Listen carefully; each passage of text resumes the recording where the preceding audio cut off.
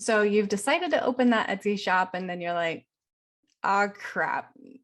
What about the legal side? Like, what about the taxes side? Today, we're going to talk about the 3 steps to a legitimate business. Hi, I'm Bryn. I've been in the online small business industry since 2015. I own a top 1% performing Etsy shop. I'm also a blogger and a consultant for other creatives wanting to break into the e-commerce industry.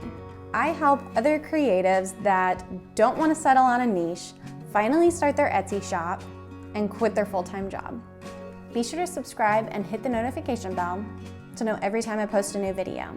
So technically, Etsy doesn't require a license to sell on their platform. You are going to want to check the SBA for your specific state requirements for any licensings or permits that you'll need. So the first thing you're going to want to do is you're going to want to register your business. You're going to go to the Secretary of State website and file as an official business. It sounds tough, I know, but it only takes about 10 minutes. You're going to have the option of filing as a DBA or an LLC. You will want to contact a lawyer to find out which option is best for you. When I first started, my tax professional suggested that I register as an LLC. So that is the option that I went with.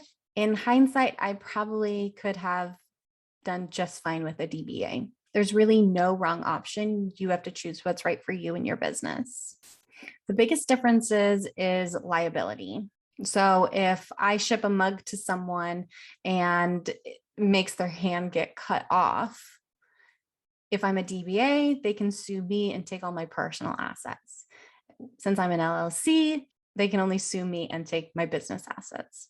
So the next thing you're going to want to do is you're going to file for an EIN or a federal tax ID number. You're going to need this to file taxes, to open a business checking account, and maybe even eventually hire employees. You're going to go to www.irs.com and file for this. And the third thing you're going to want to do is you're going to want to open a business checking account. So you're going to go to your local bank, whichever one you prefer, and you're going to open a checking account. You will need your EIN for this. One thing that you're going to hear all the time from accountants, bookkeepers, your tax professionals is keep your business and your personal accounts separate. You don't want these to coexist or intermingle.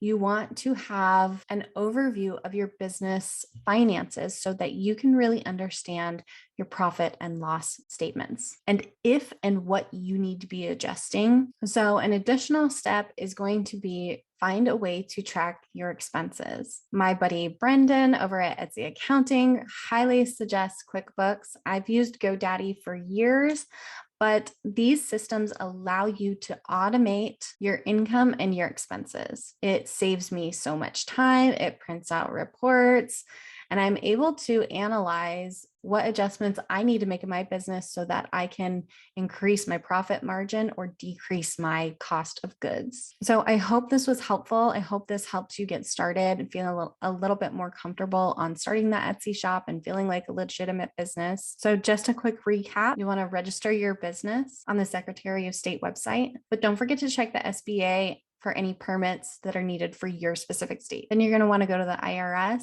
and file for an EIN number. And then you're going to want to open a business checking account and find a way to track your expenses. Be sure to grab my free SEO guide and start getting more traffic to your shop today. Don't forget to subscribe and get notified on my next video so that you can continue to educate yourself on how to start that Etsy shop and grow your business.